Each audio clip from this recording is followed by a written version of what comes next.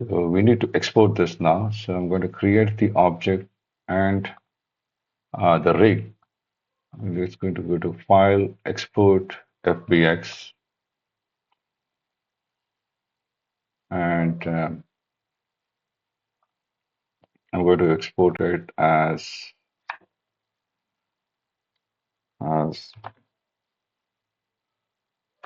stick character,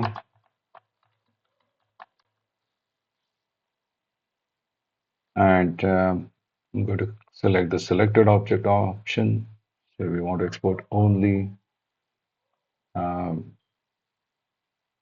oh, before that, I'm going to. We created this walk cycle. I'm going to push this down, and then I'm going to export this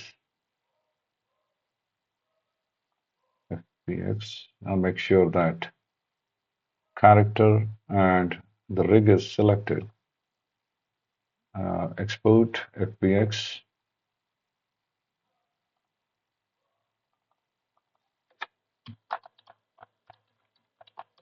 stick character, and I'm going to export only selected objects.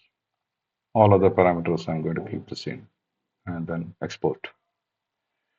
All right, so in the next video, we'll see how to import this character in Unity.